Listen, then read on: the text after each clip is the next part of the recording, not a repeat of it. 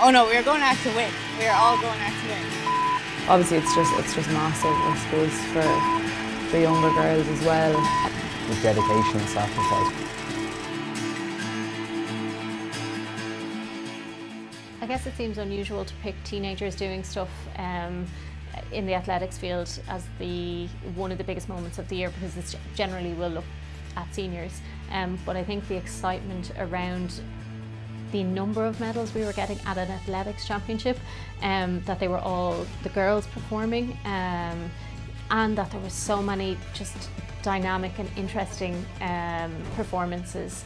Sarah Healy just able to go out, do a 1500 and a 3000 metre, win gold in both without seemingly breaking a sweat. And we all know that it's really perilous, the journey from youth athletics to senior athletics, but we were able to just celebrate it for what it was. The Irish sprinters, the under-20 relay team at the World Championships, bringing home silver was something pretty special, because it's something we've really never seen before, especially from that kind of age group. To have the injury to Adeleke and still have a strength and depth to get a silver medal, and I just rewatched that relay there as well, and it's still as exciting.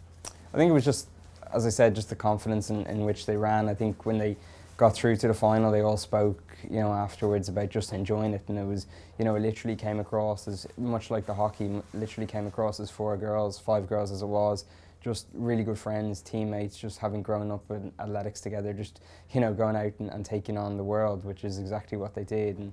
And the other thing was that there was almost a sense of disappointment as well with silver, that they knew they probably could have gone and won it, and that just shows you where their mentality and the mindset is, and I think that's a huge kind of shift in mindset, especially for young Irish athletes. They're not just going out to compete, they're going out to win medals, and that's a huge thing. Oh no, we're going out to win. We're all going out to win. That's exactly what we wanted, to win. I know, but anything, we were happy with what we got, but we did want to win. We went in. But in previous years, we had so many disappointments that we really were like, okay, this is it.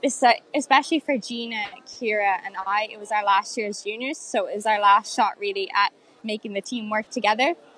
So no, the changeovers can be really scary, but if you overthink it, it's not going to work. It's all about kind of trusting the other partner. I trust Gina, Gina trusts Kira, and Kira trusts Patience or Rashida. So that's just the way it works. You can't really, I wouldn't be thinking about anybody else's place other than mine. Kind of like once you get the baton over, you're like, okay, my job's done. Now go, guys. They were just so happy and they were so joyous, and they were such an advertisement for sport, and we could just celebrate the sport rather than talking about women in sport. It transcended all of that. It was just like, sport is deadly, and we get to enjoy this moment with these girls with the tricolours draped around them, and that is only a fantastic advertisement for athletics, which was really needed. Athletics needed that boost, and it's brilliant that they got it this year.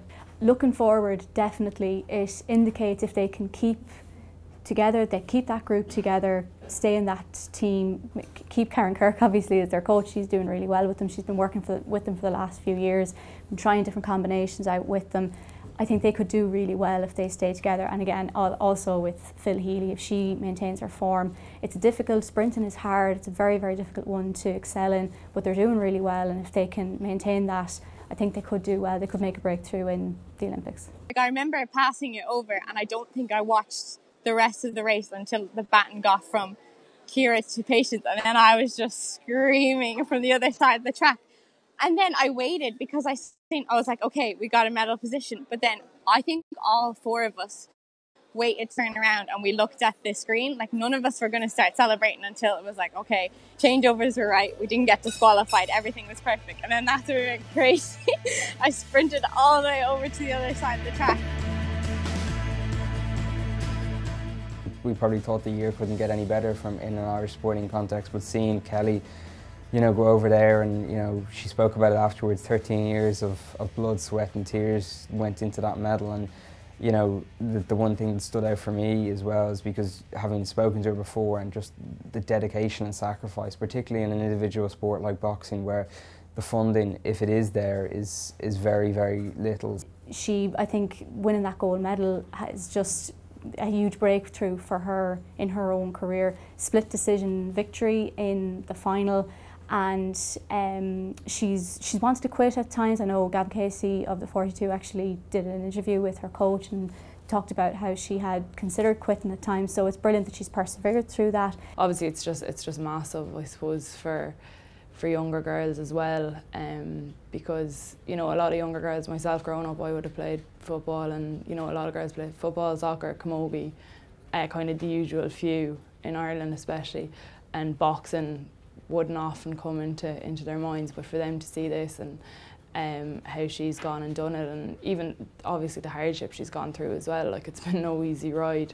You know, she works in hospital, she's trying to balance everything together and trying to train. It's not easy, and for her to get to that point, having had to suffer through, I'd say, I suppose, a decade to try and get there, it's fantastic for her. It was so tense, it was so nervy. The fights before hers weren't as tense, they weren't as tight, and so when it came to that one, halfway through I was like, I don't think she's winning, but she's doing really well, and in the end it was just that last 15 seconds she did so well to keep those nerves, and in the end I was like, no, she has this, because those 15 seconds, if she was the one who was on top, then she was going to be the one to win it. And obviously she's such a local hero, and much like Katie Taylor, and obviously there's going to be natural comparisons drawn because, you know, they're female amateur boxers winning world titles for Ireland, but, you know, while I'm sure Kelly would love to follow in the footsteps of Katie Taylor and everything she's done in the amateur game and now in the pro game, you know, Kelly is definitely treading her own path, and she's making her own career out of it, and that's brilliant to see. And,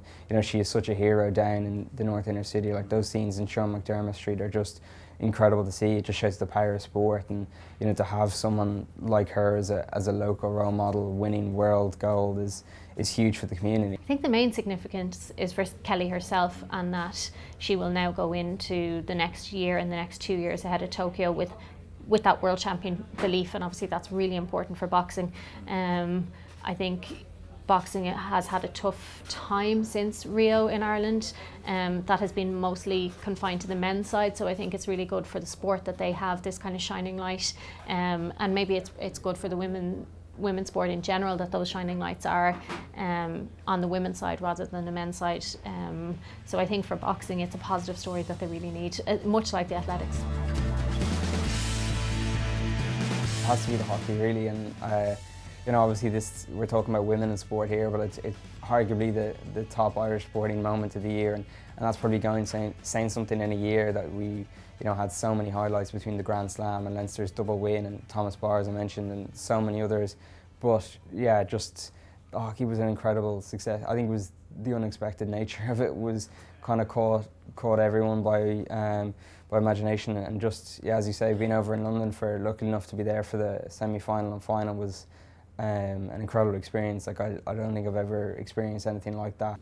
Just what they did was so special, and the journey they took everyone from across the country on, everyone from around the world, especially like hockey circles on, and to come home with World Cup silver was amazing. Just one thing, I suppose, that you know, if you went on Twitter during the matches, during the penalties, everyone was tweeting about it, everyone was talking about it, you couldn't get away from it. And this was a team that I suppose people probably didn't even know existed, not even this time last year, just before, the few weeks before the World Cup kicked off. And for them to basically capture the hearts of everyone across the country was something special. Pinder's penalty that put them through to the final, I think everybody just went mental after that. People wouldn't have known much about hockey before that moment. Again, it was on TV.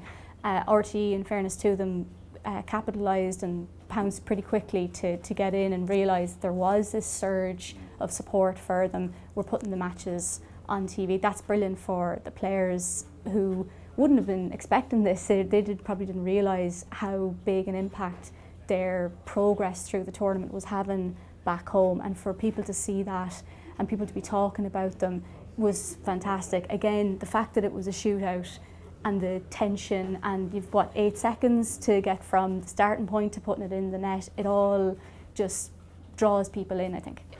It was one of the highlights of my sporting life, I think, to watch what happened in London. World Cups can be special like that. It's not always the best 4 teams make the semi-finals and finals, and that's generally why we like watching them, because we like the underdog, we like the surprise. But it was this slow build in London that you were like, oh, they did well against the US, and oh, okay, now they've beaten India, so now we can talk about a quarter-final now. And the idea that then everyone was getting excited, people were starting to get excited before the final, like there was a buzz around it, and for that to happen for a women's team and for that to happen for a hockey team was just incredible. And then I think by the time we got to the final, I think everyone knew enough about hockey. Everyone knew enough about hockey that, like, okay, we're not going to beat the Netherlands, but it is worth celebrating this. It's worth celebrating what the girls have achieved. And yeah, I was emotional for pretty much the whole time that they were in London. The thing that stood out for me was when I went in, it was obviously in the Olympic Park, and was just the amount of green everywhere, just an incredible amount of green. And it had been the case through the pool stages and the quarter-final as well, but it had gone up another level, obviously this being a Saturday and this being the semi-final. So a lot of people had made their way over from Dublin, and the flight actually over that morning from Dublin was packed with people going over. And I remember just talking to a few of them, and not even hockey fans in particular, just Irish sporting fans, and they'd watched the game on the quarter-final on RTE, and they just felt, look, we need to get over there. And a lot of them didn't actually have tickets. I think the Lee Valley Stadium only held around 10,000 people. A lot of people didn't have tickets, they just wanted to be in the Olympic Park, and I think that the atmosphere stood out. Like, the Irish did take over. It is a bit of a cliche, but they did essentially take over, and that just added to the occasion. There are just kind of certain places around the country, certain areas that hockey is strong in, but I'd say now, in God knows where, there'll be young girls wanting to pick up hockey sticks, and young boys as well, after seeing what that team have done. Like, you didn't need any more attention, but the music going, the heartbeat going, and the stadium announcer would be announcing now Chloe Watkins stepping up for Ireland has a chance to win it, send them through to the final, and then that's it. Just you could feel the tension, you could feel the atmosphere, and that just added to it. Then the sense of relief and euphoria when Gillian Pinder then scored the winning penalty was incredible, and just the outpouring of emotion from everyone, from the stands, from the players, from the coaches, was something that I don't think anyone watching or anyone there will ever forget. We all have always dreamt of playing the Netherlands in a World Cup final. If you're a hockey head, that's what you dream of. Okay. So yeah, waking up that morning, I think there was a few smirks, there was a few laughs between everybody, kind of saying, hang on here, we're actually going out to play a World Cup final. We've actually done it here, we're secured a medal. It was very surreal. We're sitting in the meeting, and everyone's just taking a pause when Graham walks in, and we're all just kind of smiling at each other, and he is as well. And you're writing in your notebook, World Cup final. That everyone was just kind of laughing. Yeah. It was just, there was no pressure, there were no nerves, it was just, everyone was just excited to get out there. I suppose from a basic rudimentary level, there's been a huge increase in the participation numbers, and in hockey, both in clubs and in schools, because it is such an easy game. All you need is a ball and a stick, and it's huge in schools at the moment, and that's great. And I think the one thing as well, I've seen a few stories and heard a few people saying it, that kids now have that ability to dream. You're out playing hockey, and there's that pathway there. You've seen what the Irish women's team have done, going to a World Cup and winning silver. Kids can now dream of doing that themselves, as opposed to only dreaming of playing, soccer or rugby or GAA. They have that other option. And the other thing I think the hockey did for women's sport in general was, this was kind of a funny thing, but usually when we talk about women's sport, there's an easy comparison to make to the equivalent in the men's, which is annoying because it's kind of a false equivalence. But what I think happened when RTE were showing the semi-finals and the finals and how enjoyable they were, particularly with the penalty shootouts, and people were learning about hockey penalty shootouts for the first time, is that there was no comparison. And mostly there was no comparison because people had never watched men play hockey in Ireland before. So when it came to actually watching the women, they just enjoyed it for what it was. Sport, two teams who wanted to beat each other for a really big prize. It was just the pure joy of sport, and there was no icky comparisons to what the men can do. Can they do it faster? Can they do it stronger? Can they do it higher and better? Blah, blah, blah. It was just, I can get behind this team because they're wearing green and I want them to win, and I will enjoy the pursuits that they are putting in front of us. And there's no better thing, I think, than for women in sport than for more people to enjoy them playing sport.